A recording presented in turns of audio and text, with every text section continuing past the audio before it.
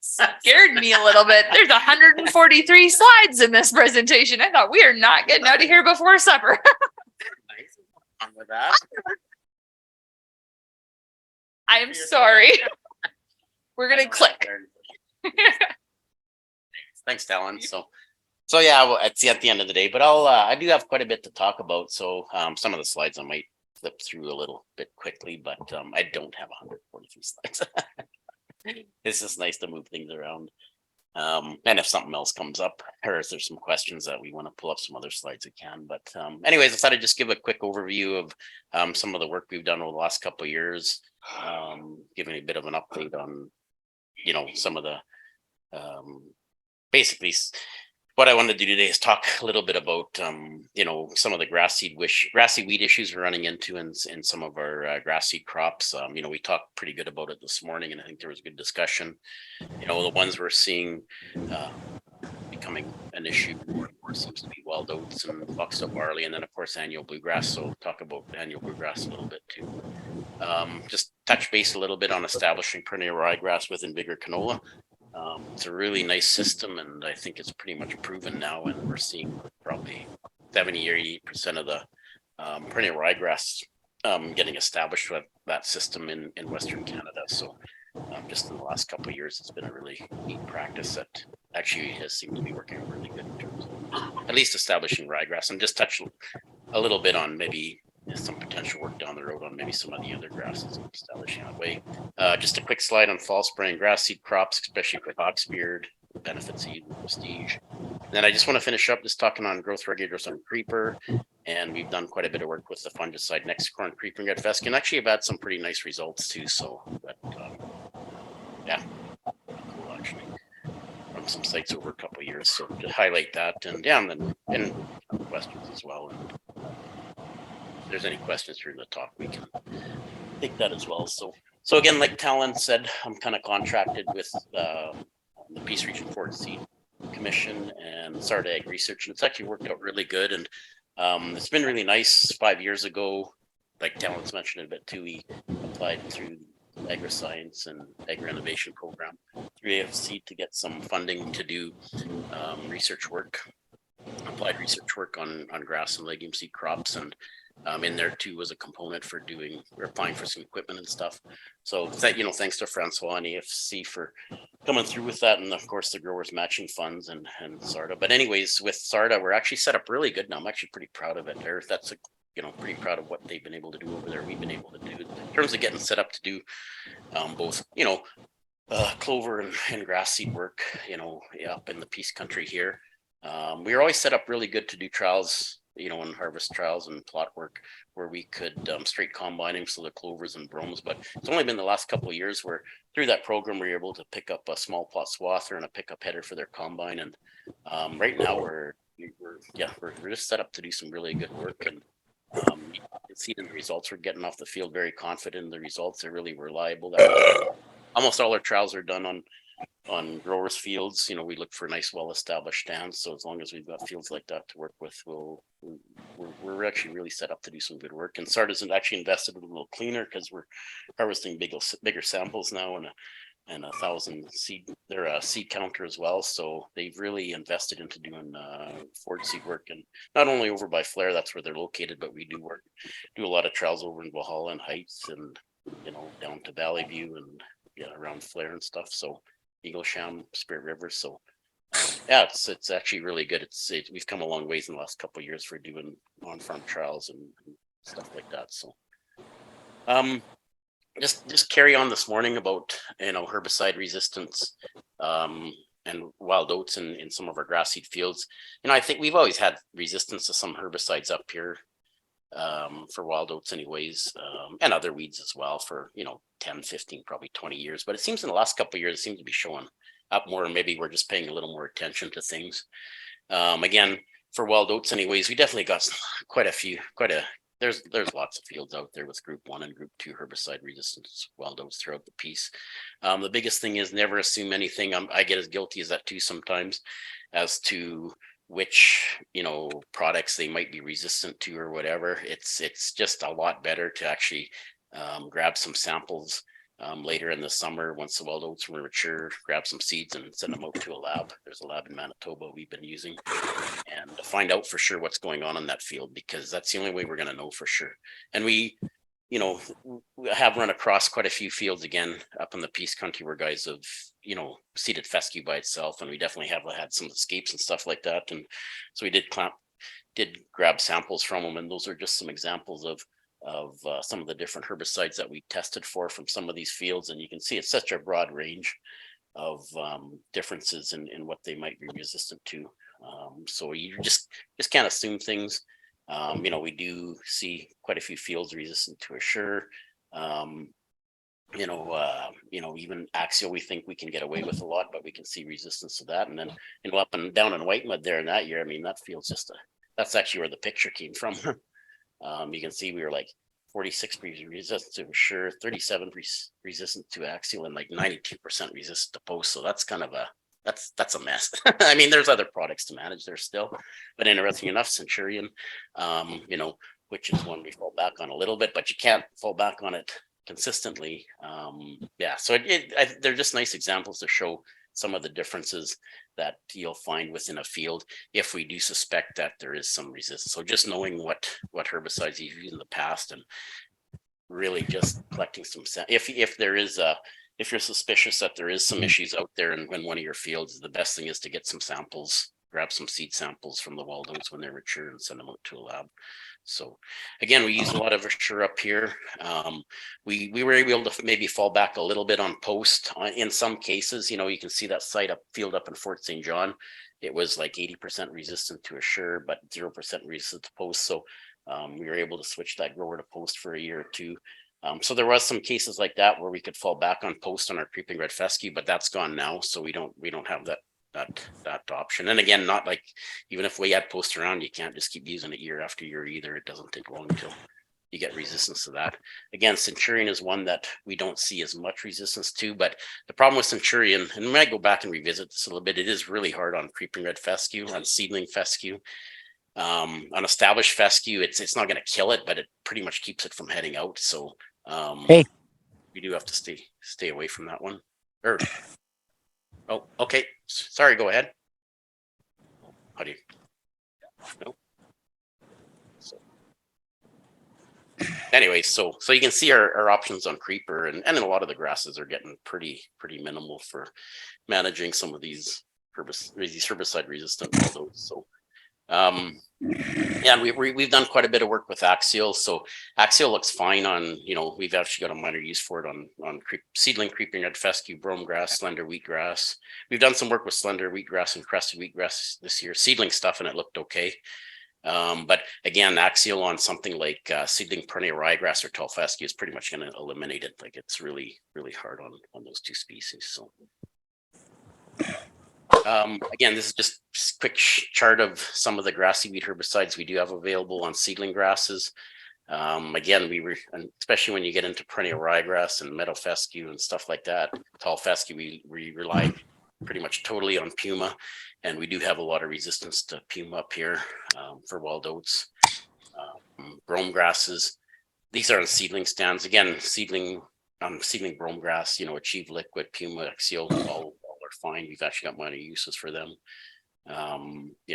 Wheat grasses, Achieve Liquid, Puma. We did some work with, like I mentioned, we did some work with Axial this year on seedling wheat grasses, and it looked fine. So Timothy, unfortunately, there's nothing. So, and we will have to, again, many years ago, we did look at weed wipers and stuff like that. I think they have more of a use where we're establishing our grass seed crops, obviously without a cover crop, without an annual crop. There's always a point in time where the wild oats or volunteer cereals are higher than the seedling grass, and we might have to start looking at those sorts of things if we don't get a hold of or get on top of some of these taller grown grassy weeds like wild oats or barley, volunteer cereals. Again, this is just a list on, again, we're just running out of some of these options for grassy weed control and some of our established grass seed crops. Again, with creeping red fescue, we're down to Assure 2 now. We are doing some work with Axial on established creeper. We did some work this year, and we did see It was okay at the 1x rate that we'd be using annual crops, but we did see some damage at the 2x rate, a little bit of seed yield loss. Again, axial would be okay for wild oat control, you know, in established stand if, you know, as long as it's not, but it wouldn't get anything like foxtail barleys or anything like that. So, which our sure is generally good at. And again, when it comes to some of the other grasses like perennial ryegrass or tall fescue, we're back to Pima dance. Yeah, so it's just getting pretty limited on things. We are doing, again, we're doing some testing. We will be doing some testing with some other products that might give a little bit of residual for some wild oat control. These are more products that we'd probably look at, you know, where you've seeded your grass seed crop or it's established, and then we'd maybe put these products on in the fall, just to get some residual into that first crop production year. And again, we did talk a little bit about foxtail barley resistance to assure the possibility of it. I think it's a fairly strong possibility just from, you know, what we've seen over the last couple of years. I don't want to totally say it's confirmed yet because we still have some investigating to do, and we'll do that over the next couple of, well, especially this summer for sure. But we did send out some foxtail barley seed from 2 fields that were kind of suspicious in 2021, and 2 of them, or one of the 2 samples came back as 60% resistance to assure.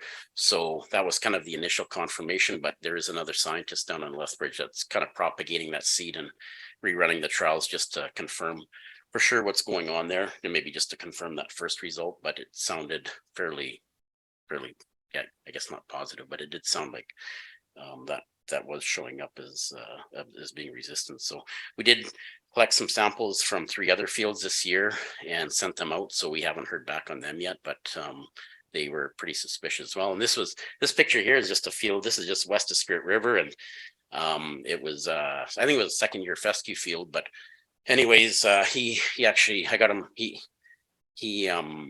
to spray his Assure first.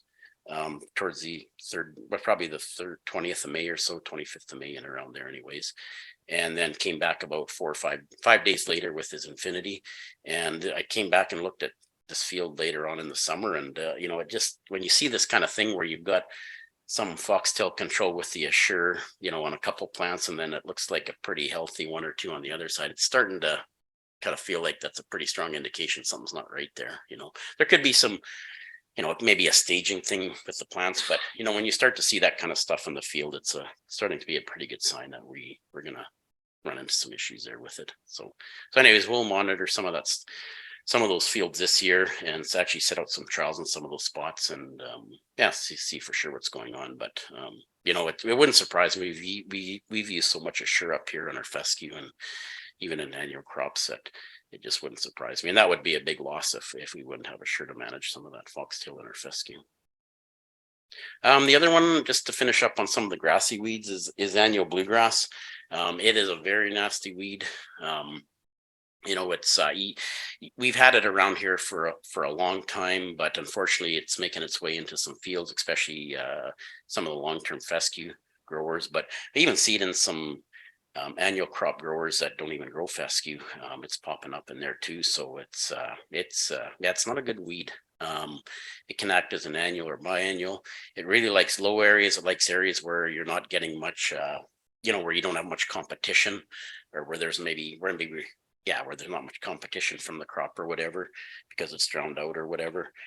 And yeah, it can propagate seed so quickly. In Oregon and Europe, it's absolutely the worst weed in their grass seed fields, and they're always doing work to try and manage it in their grass seed fields. And they've used to use so many different herbicides down there, and they've got a lot of resistance already to a lot of those herbicides that they use on it. They actually don't get rid of it. They're just trying to manage with it there. So again, it is a concern up in the Peace Country, particularly I think with some of the longer term fescue seed growers. Again, you know, you may not see it spread across the field. Hopefully it doesn't get to that point, but you will see it more around the edges or the ditches or any low-lying areas. It's definitely showing up more and more. There's not a lot of options. The ones, at least in Western Canada, you know, again, we're doing a little more work on trying to figure out what else we can do. But the ones that kind of look the most potential so far is Edge and this active called pyroxasulfone. this, yeah, those are the two that we've probably looked at the most, and they both seem to work fairly good. The problem with the pyroxasulfone, it's found in products like Zidua, Focus, or Fierce, or Heat Complete. It is registered down in Oregon on some of their grass seed crops.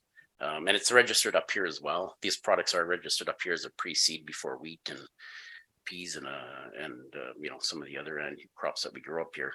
It does need some moisture to take it into the ground, probably a half an inch of rain to actually activate it. Yep, go ahead. How about Avidex? I did, you know, I did some Avidex last year and I didn't find it worked.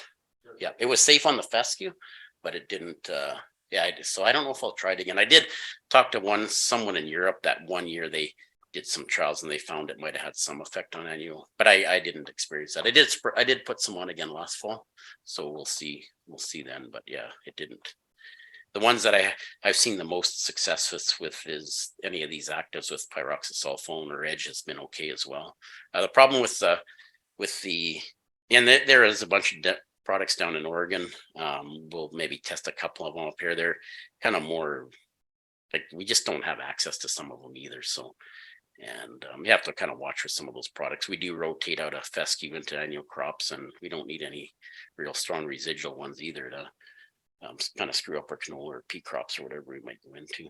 But yeah, a little bit of I mean, this pyroxasulfone I thought has worked fairly well, especially when and we'd probably be looking at more of a fall application with it, you know, just kind of, you know, early October type of thing. But you have to be really careful with these products. Like I have sprayed them before, like put them down before you seed a grass, and they basically annihilated them. Like they have that much residue on grass. And you know, where we sprayed these products, like none of the grasses came up basically. Like we had like 80 or 90% reduction in our plant stems. And on the established grasses, again, we're just kind of looking at them. Unfortunately, creeping red fescue hasn't really shown good tolerance to it. It won't kill it, you know, and that's where we're kind of putting it on the fall or the spring on an established stand of creeping red fescue. But we've seen a lot of damage with spring applications. So, but yet things like Timothy, brome grasses actually haven't been too bad so far. And the ones that actually show probably the most potential are things like crested wheatgrass or slender wheatgrass. Actually have looked fairly good in terms of tolerance. So anyways, those are kind of that's kind of two of the products that we're kind of looking at. And I feel a little bit better about those ones, you know, for working anyways, because they are using them down in Oregon. It's just figuring out for sure how safe they are and how consistent are they on our grass seed crops. But it is one to look out. This was actually kind of cool. So this summer we had another fairly good patch that I had access to, and we were doing some other trials with spraying some wild oat. Anyways, we were doing some other trials. So I did have quite a few of the different commonly used grassy weed herbicides or wild oat herbicides that we would use in some of our annual crops. So I sprayed them across this, you know, sprayed these strips and replicated across this annual bluegrass strip. And so things like Sierra, you know, that we would use in wheat, Axial that you can use in wheat, or barley, Varro, which would be used in wheat, Assure 2, which we obviously use in fescue, Centurion, Liberty, and Olympus. Anyways, threw those on. Actually, it was, you know, the Assure 2, you can see we got, you know, kind of 30% control, which was expected because I know Assure 2 isn't that great on it. Either was Post from previous work. But Liberty gave some, you know, actually not bad suppression anyways. Fried it off pretty good, but you know, it's also hard on the fescue. But the one that actually worked quite well was actually Centurion on the annual bluegrass. And so again, fortunately we can't spray Centurion on our fescue because it's too hard on it. But these are just good things to know, because that annual bluegrass is going to pop up in your annual crops as well. So in Centurion, you can put it on, you know, on your canola or peas. And might be anyways, it looks like it's actually one product that actually has some decent control on it. So unfortunately we can't use it on our fescue because it's just too hard on it. And again, just back to the weed things we do have a lot of resistance, especially the group 2s, because we use a lot of Ally and Refine on our fescue crops, especially, you know, but we've got a lot of these group 2 resistant weeds showing up across the piece. So just gotta keep those things in mind. You know, we always get a lot of calls on narrow leaf hawksbeard, because if you're farming around, question from? So Merlin had a question on, and he said he's been trying to fall spray after a killing frost. How does this affect resistance to various weeds? It would depend on the weed. You can, like, if we're gonna fall spray for broadleaf weeds, things like Prestige, which I've got up here, is generally the best one to go with. There's other things, but it would be like if you're after basically winter annuals like hawk spirit or stinkweed or shepherd's purse, clovers, the Prestige anyways is still going to work quite well. Yeah, so it more or less depends on the weeds, but if you're after winter annuals, clovers it's still going to work quite well, especially if you go with Prestige. So, and probably Prestige is the best one for fall spraying. I think once you seed your fescue in the spring, and I think it's just, I mean, you don't want to spray all the time just for the sake of spraying, but I think it's just part of the program to put Prestige on in the fall, because it does really clean up a lot of those winter annuals. And if you've got group 2 resistant hawksbeard, which again, if you're farming in Height or Beaver Lodge or north of Fort St. John, west of Spirit River, and you've been growing fescue for a long time, you have group 2 resistant hawksbeard. There's just no two ways about it. But Prestige in the fall is great, and it's good on other weeds too, like clovers and stuff like that. And it just buys you a lot. You're still going to spray in the spring, but it still buys you a lot of time. When you're looking at spraying in the spring, gets rid of a lot of those winter annuals and stuff out of the way. There is another product, this new farm sells it now, called True Slate, very similar to Prestige, that will be available I think this spring, and then even you can make up if you deal at Nutrien there, they have a product called Momentum. You can buy that and throw in some MCPA, and that you can make that with Prestige too. So usually I think that's the one to go with for the most part. It's not going to be quite as good on dandelions and stuff as say an Ally or stuff like that, but for most of the other weeds it's going to be really good. So again, just like Doug talked this morning, or we talked this morning, again, herbicides alone aren't going to solve a lot of this stuff. Seeding a grass seed crop, I think it's always good to plan a few years in advance. Use annual crops to clean up fields of these problem weeds. There's a really good grass seed grower down in White Mud, Ken Gagnon, and he grows brome grasses. He's looking at probably growing some tall fescue, and he's planning 4 or 5 years out in advance of where he's going to put that field. And so just kind of setting up his annual cropping rotation to really clean things up before he actually seeds those grasses down. So I think that's really what we have to get back to doing, and basically stay away from some of these fields where we have some of these issues, or clean them up before we seed our grasses down. So any other questions on some of that stuff before we? I don't know if you're done or not. No, not quite. Okay, no. Spectrum. Do you know why they took Spectrum off the label? Spectrum just went to the wayside because they came out with Supreme, which was kind of a replacement for Spectrum. You can still make it. I mean, we can still, Spectrum's a good product, but we can still make it. You just have to get some Curtalum and some Florazolam. But it was a Corteva thing, and they came out with, I don't think it's still registered as a mix though, to mix them. Right? Actually, if you look at the Curtalum label, it is. Okay. Yeah. So it's a nice product. You just have to, Spectrum was a nice product. You just have to, now like I say, Corteva isn't, but you can still make it up. So And Merlin just had one more comment where he just said that he's been using Roundup and 2,4-D, and it seems to work good on Canada thistle and other ones. Absolutely. Yeah, especially in the fall. Yeah, that's the key. Getting anytime you can get Roundup in the fall, and for your thistle and quackgrass control is definitely the way to go.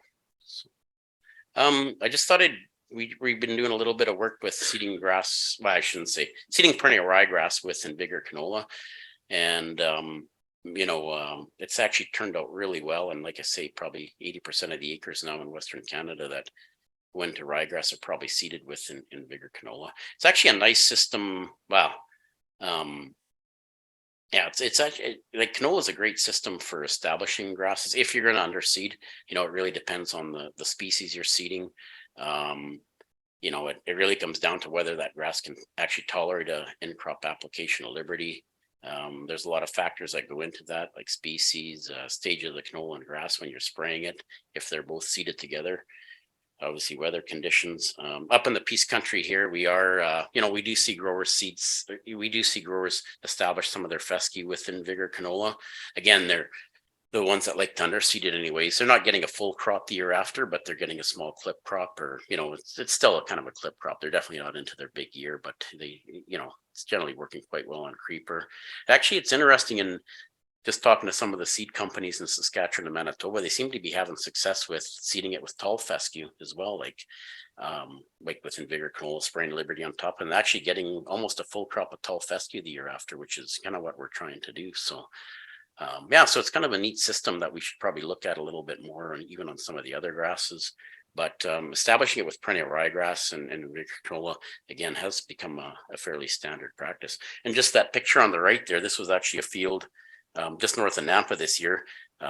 He did a good pre-seed burn off, and because we got a little bit drier in the year, anyways, he seeded his Timothy with his Vigor canola, and because we got a little bit drier on there, it was a clean field. He didn't spray any Liberty in crop, and he's into a full year of he's into a full crop year at Timothy next year, the way that stand looked this fall. So it is canola is always a great crop to seed with. It's just whether we have the herbicides that grass seeded underneath can actually handle it. And this is really some old stuff we did a long time ago on underseeding different grasses to canola. Again, they probably didn't get sprayed with a herbicide or whatever, but it just shows, with the gray bar there is where these are the yields after the canola has been sprayed, or the canola has been seeded with the grass. And again, with creeping red fesc, and the green bar is where it's seeded by itself. And again, these are the year after. And again, different species will respond differently to a canola cover crop. But something like creeping red fescue, again, doesn't take it very well. You get it established, but it's going to be a light crop or just a clip crop the year after. Something like smooth brome is a little more forgiving, probably 60-70% of the yield of if you underseed it versus with canola versus seeding by itself. And then something like meadow brome doesn't like it, so we're still better off to seed meadow brome by itself. But something like Timothy, as long as there's a herbicide that's safe on the Timothy underneath there, the seed yields are almost similar, whether you seeded it by itself or seeded it with canola. So, canola is a great crop to establish things. It's just it's just having a proper herbicide in crop that you can spray. And in some cases with some of these grasses, that's where this system has come up, where some of the grasses can actually tolerate some Liberty and some in-crop applications of Liberty. And again, we're seeing more acres of ryegrass going in each year. Phosphorus, especially up here, is putting some in. There's a couple of different ways to establish it.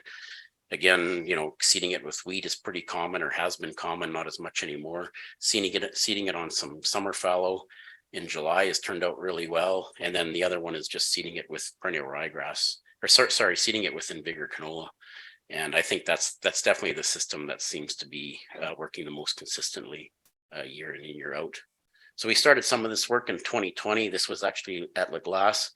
And those are just some pictures of some of the canola and ryegrass underneath. It was a really wet year, as you guys recall. 2020 was a really wet year.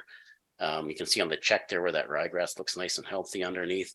And the bottom one the far right one has actually got 2 applications of Liberty at 1.35 liters per acre, which is a fairly decent rate.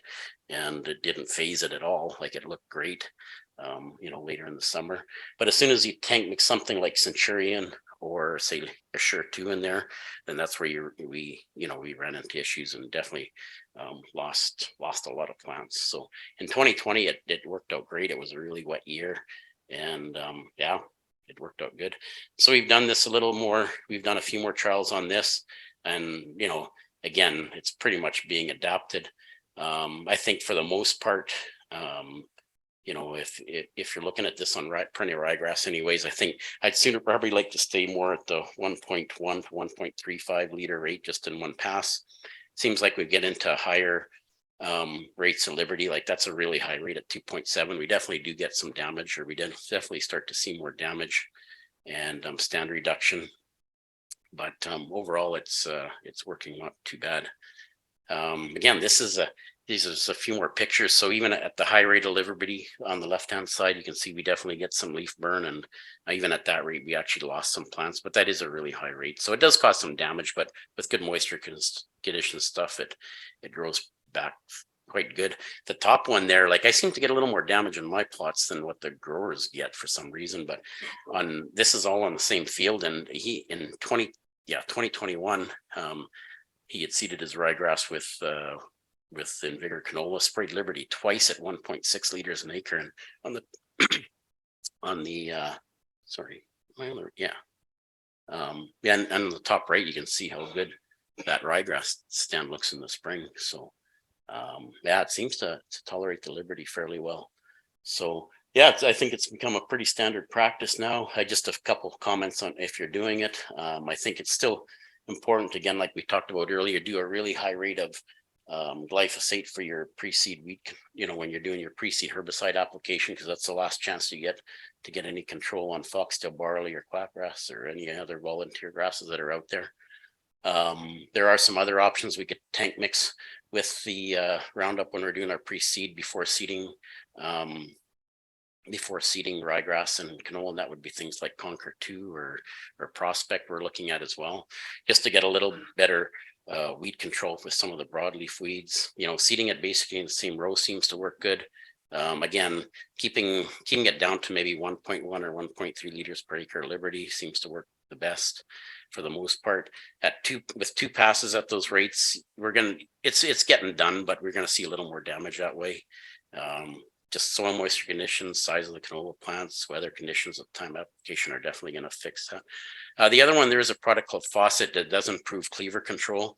When you're tank mixing, if you want to tank mix something for better cleaver control with Liberty, and you've got ryegrass underseeded to Invigor canola, and I don't see any issues with that. We've tested it before on seedling perennial ryegrass, and there's no issues there. So that's another option in crop. But again, stay away from things like you can't tank mix a Assure 2 or Centurion with Liberty if you're underseeded to those. So overall, it's a good system. I think the majority of our ryegrass that people are growing in Western Canada now are gonna be seeding it that way. So. Any questions on that? I think, like I say, yeah, go ahead, Norm. Yeah. What kind of yields do you expect between, so there's just about the same yields with, and how about taking out the ryegrass? Is that a bit of an issue, getting rid of it? So the first question is on like establishment methods. Yeah. Probably the best fields we've seen.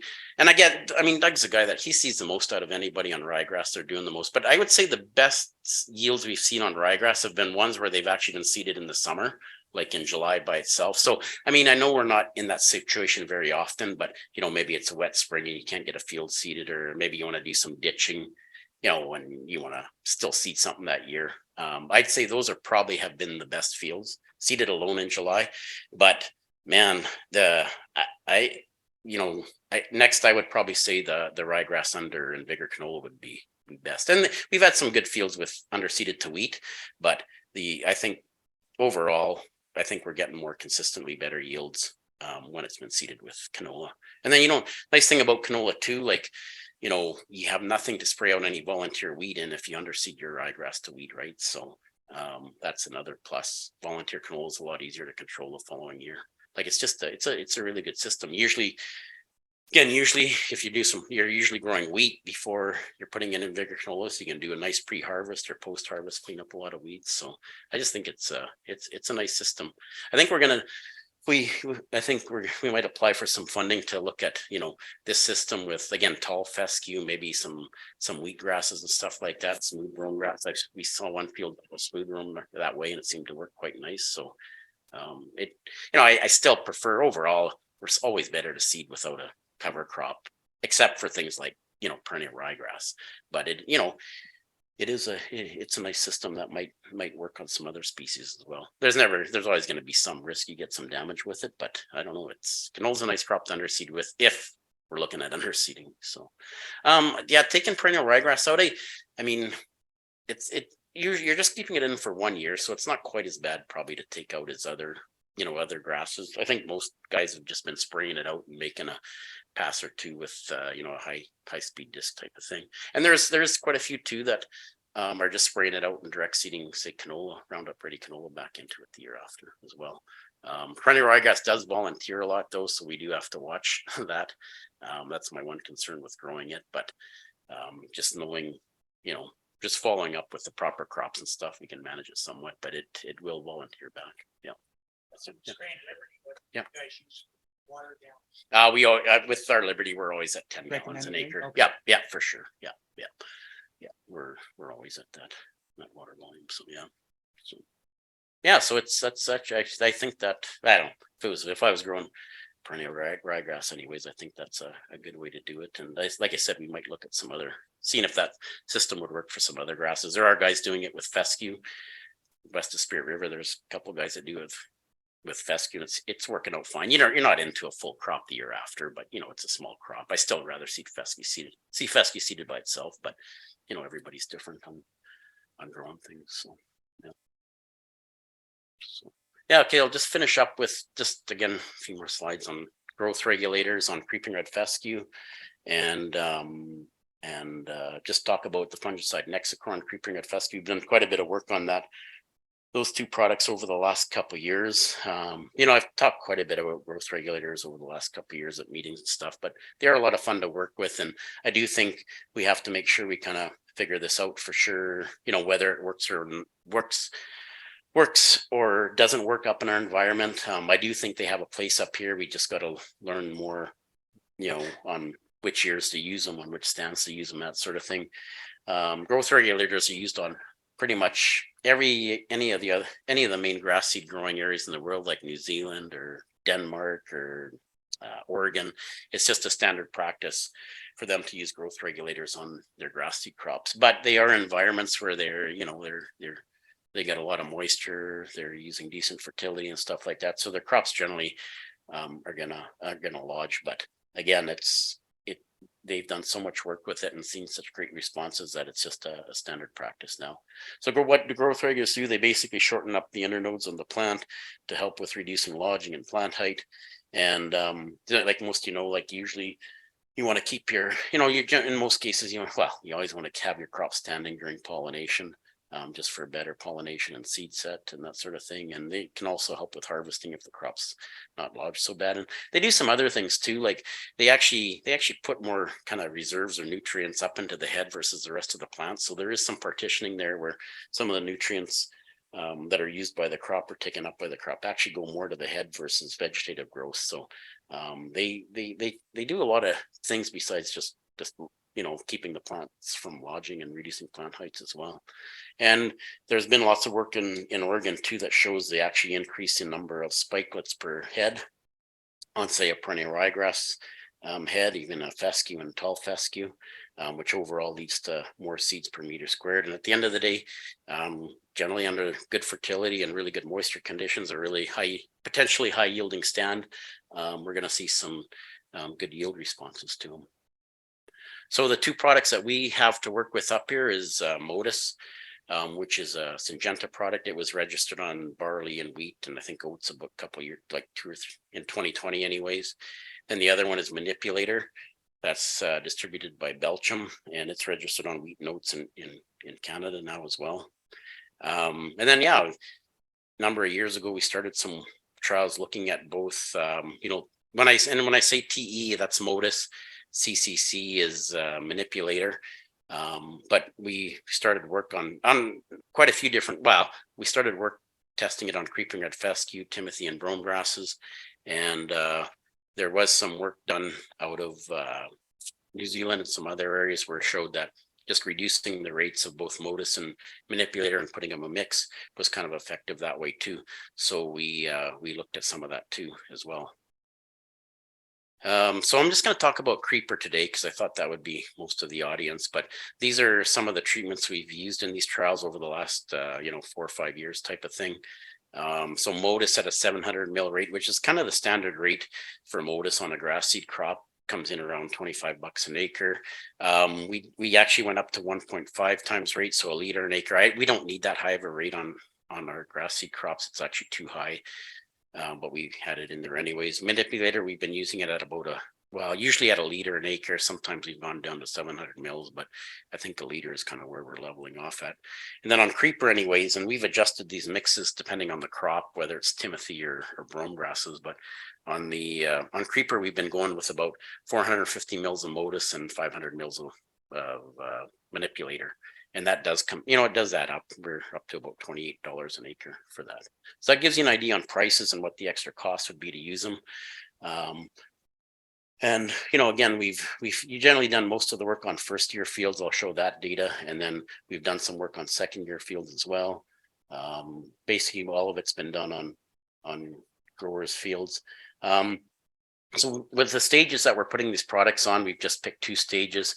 If most of in the rest of the world seems like they get their growth regulators on at kind of the 2-node stage of the grass. And on fescue, it's pretty hard to tell. But basically, if you grab a stem of a grass and you start splitting it apart, you can kind of, fescue's a little bit tougher, but timothy and bromes are actually not too bad. You just kind of drag your fingers down the stem and you can actually kind of feel those nodes for the most part. You can also cut them open and see them there. But for our trials, we've been probably targeting, by the time we've probably been more in that, second 2 to 3 node stage on these grasses. That we've been doing these trials, and then we've been putting them on kind of at early headings. But at the end of the day, basically, when your grass seed crops are kind of still in the vegetative stage, or kind of laid out type of thing, especially fescue where it's laid out, we're kind of targeting that stage when they do start to elongate. And our creeping red fescue trials, I would say, we were probably doing most of our early application, which I'll call probably 2 to 3 node, is probably about a week later. Or a week after the farmer would have put on his refine and assure, or his herbicide treatment. And then again, we've done these treatments at early heading, and we are going to do a little more work going ahead with, looking at tank mixing these growth regulators with, your herbicides. That might be a little bit too early, but we'll see. Time will tell. But those are kind of the 2 stages that we've looked at so far on our grasses. This is actually 2022 down in White Mud, where this is actually that field that I showed earlier where all those wild oat issues were. They weren't bad this year just because he got a nice well-established crop. But we had a really good fall in 2021, nice moisture in the springtime of 2022, and our we had some pretty good looking grass seed crops early in the spring, and for the most part that held up throughout the summer. But this is just a shot of I think that was the mix there. I think that's at the 2-node stage we put them on, and they're not the plants aren't flowering yet, but we're probably getting close there. So it just showed just a nice picture how he had lodging in that field, and that particular mix actually held up the crop fairly well. The next one, this is actually in Heights at Albert Friesen's, just north of Heights, had a really nice fescue field that we did some trials on this year, and that's, you can see on the left is where we put the Modus manipulator on versus the right. So this is getting closer to harvest, or very near harvest anyways. And the crop still did lodge a bit where we put the Modus and manipulator down, but that's okay. That means you got a good crop coming as well. So, but it did keep it standing up fairly good throughout the summer. But once those seed heads starts to fill, it's still probably going to go down. But you can see that where that Modus and manipulator, where it'd definitely be a lot easier for swathing and stuff too, versus where the check is. So yeah, and we'll show some of those results. So I just got a couple of slides here, and then a summary one on growth regulators on fescue. So this is just, we had 6 or 7 good sites throughout the last couple of years. I guess that's 6 sites. These are all on first year stands, and I basically just went percent of the check for the mix of Modus and manipulator, applied at the 2 to 3 node stage, and also at heading. And the red bar there is, or what we see there is 100% of the check. So that's for each site. And so when we're starting to see some, when we're starting to consistently see over 6 sites or so that, we're seeing these yield increases over the check, that's starting to be a pretty good thing, especially over the years. And our biggest responses we had on with these things was in 2020. Most of you guys probably remember that year was really wet, like it rained all summer, and we had some phenomenal results with them that year. 2021 was definitely drier, so we didn't get we didn't see near as much responses with it, but the plots actually in 2021 were, where we sprayed the growth rates, like they looked actually absolutely terrible. But for the most part, the yields came in fairly similar to check, except for one case, which I'll show you on a second year field. So that's one thing with growth regulators too. If you're going to start monkeying around with them, don't get caught up on the looks of the crop, because they can make them look pretty nasty for, a week or two. They do grow out of it. And I found in 2021 we did some field scale trials, we did some small plot trials, and they looked terrible where we had put them on, and yet the yields actually were, we didn't get a yield benefit that year, obviously, but the yields actually came in, similar to the check, maybe even a little bit higher. And it was actually really surprising, because the 2021 was pretty nasty, as most of you recall. It was one of the worst grass seed crops we ever had. I thought we'd get a little bigger response in 2022 from them, but there still was a response there. So just with the way the year was, and we did have some fescue go down this year for sure because of the early moisture we had.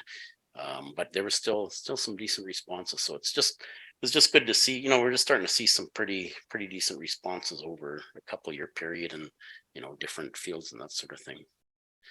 I'm just gonna flip through here. Those are some of the other ones. So this is just this is kind of just a summary so far on the work we've done on first year fescue. In terms of plant heights and lodging, our earlier applications on fescue seem to be reduce plant heights and reduce lodging more than when they're put on at early heading. The treatments that seem to work the best on creeper anyways, and I think we'll just keep doing more work with, is the mix of Modus and Manipulator. Definitely showing better results than Modus or Manipulator. We're just going to we'll do a lot more work with that mix, but I think we can actually lower the rates even more to maybe get it a little bit cheaper to use. If we look at the seed yields from 2019 to 2022, these trials go on good fescue fields, because that's what these things are designed for.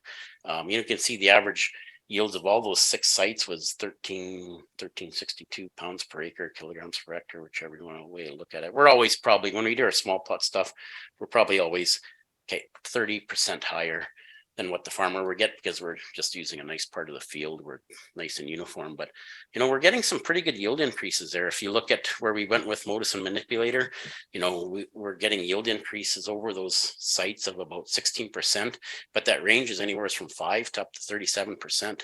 And that the 37% probably did come in that really wet year of 2020. And that's at the 2 to 3 node stage. We're still getting good responses at the heading stage as well. 8% higher, again, with a range of 93 to 124%. And just using our average yields, like at the 2 to 3 node stage, we've had basically averaged over the sites, we gained an extra 180 pounds of fescue. And maybe a little bit less at heading, but it just, I guess, it just shows you that there is good potential in these things, and they can make a difference. And again, I think we're going to do some more work with them and stuff. And again, they definitely have a bigger place on first year stands, higher yielding ones, good moisture conditions. So that's probably where we got to learn a little bit more, is just picking the years to do them. But I don't know, I'm gaining, as we do more of these trials on fescue, especially fescue, I'm getting more and more confidence every year that it's can be a pretty good practice to use to really boost our yields, and also just improve harvestability too.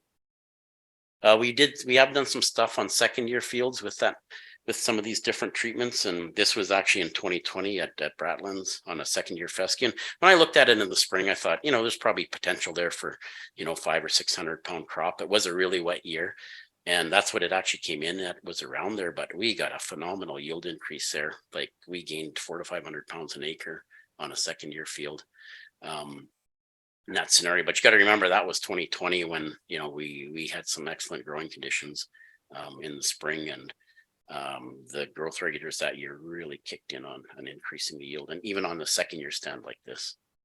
But it can go backwards too. This was in 2021. This is a field where we sprayed a couple of these treatments again. It was a field that he had come off with about a 1,200 pound crop the year before, and just left it. And again, you all remember 2020 was dry. The fall of 2020 was dry. 21 was even drier yet. So it really didn't turn out to be a great fescue crop, but we did get some damage with that mix on this particular field. But again, it wasn't one it was a second year field, didn't really have high yield potential. It's not one I would have recommended anybody to do, but so there are some conditions where, if it does get dry, I think it's more so on a second year field, but if we do get into some, adverse conditions after it's been sprayed, they could go backwards, but generally I haven't really seen too much of an issue there with that.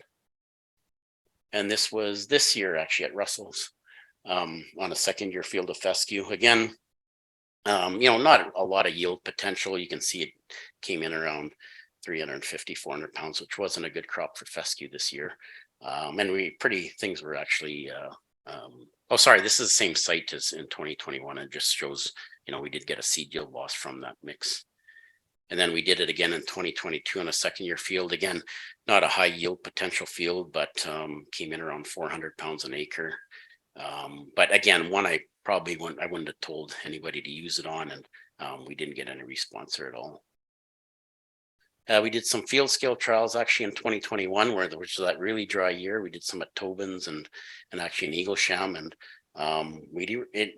like the one in Eaglesham anyways, because I was there when we were spraying it and stuff and monitored it throughout the summer. It looked terrible all year, but the yields came actually back similar to maybe even a little bit better. So that was pretty interesting to see.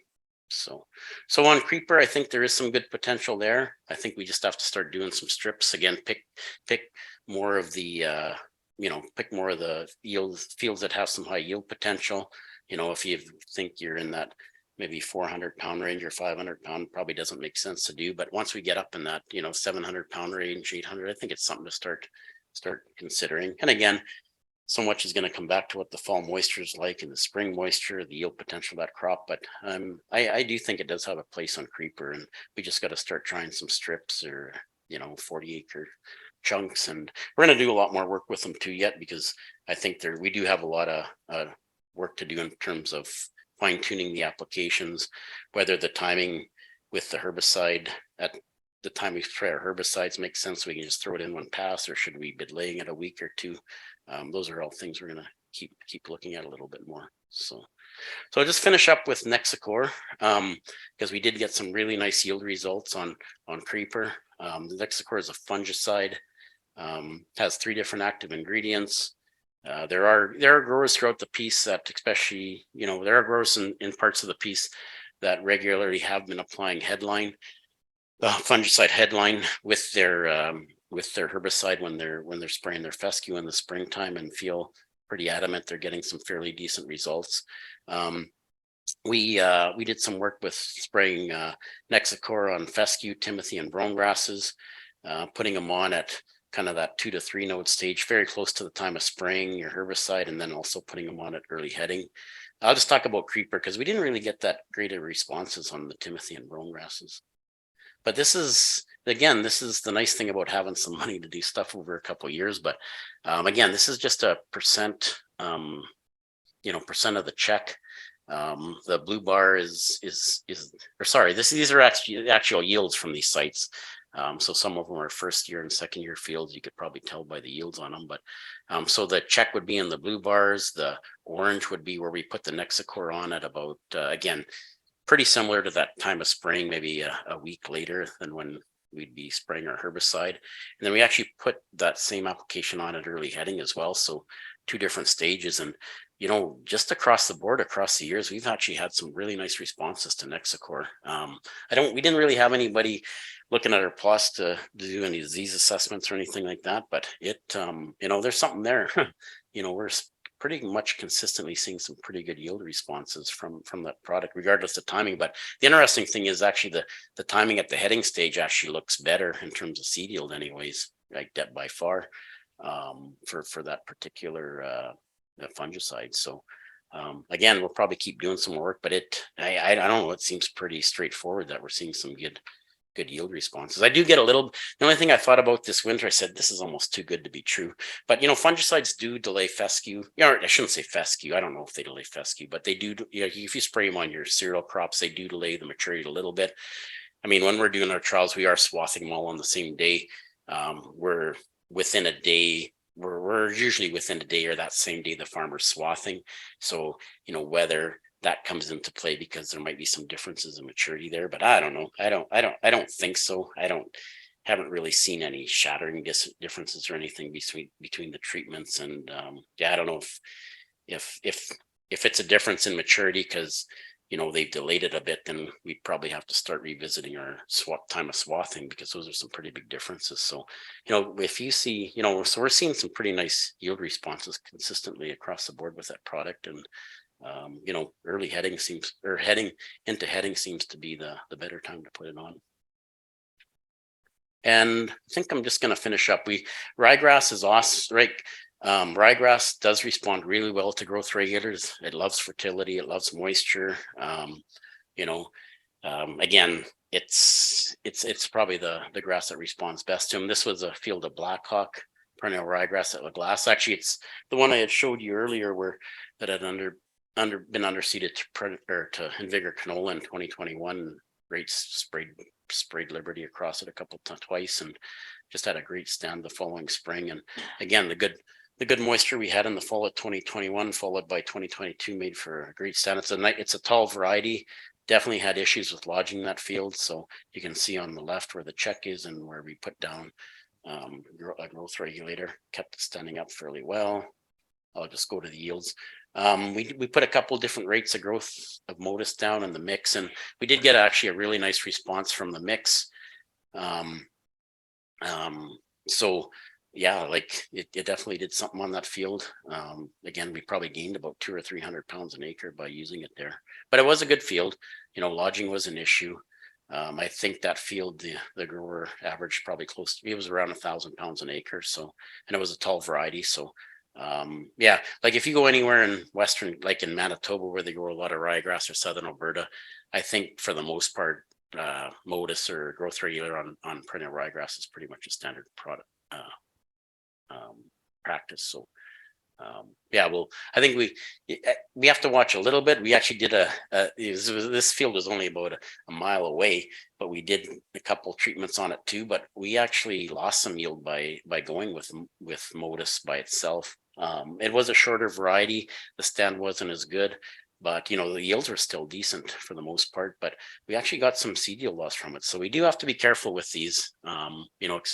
We haven't really done much with ryegrass up here yet. Again, it's used everywhere else, even in Western Canada for the most part. But it will have a place on ryegrass on really good stands. But I think we can probably look at reducing the rate a little bit of the Modus and some timings and get that figured out a little bit better for up in the Peace Country. So, yeah, that's it. Sorry, I'm pretty fast, but yep. Yep. Sorry. We've been using. I would probably go 10. I think I would go 10 with for the growth regulator. Yeah, I'd go with 10. I think that's what they recommend. When we're doing our trials, we're always at 10 because we're hand spraying. Where it's all accurate and anything, but that's probably the lowest we can actually go. So I would be looking at 10 gallons an acre. Yeah.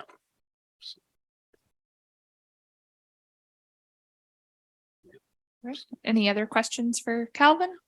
I should check on the computer before I say no. Oh, see the, well, I think that's the evidence. Yeah, I think so. Yeah. Awesome. Perfect. Thank you very much, Calvin.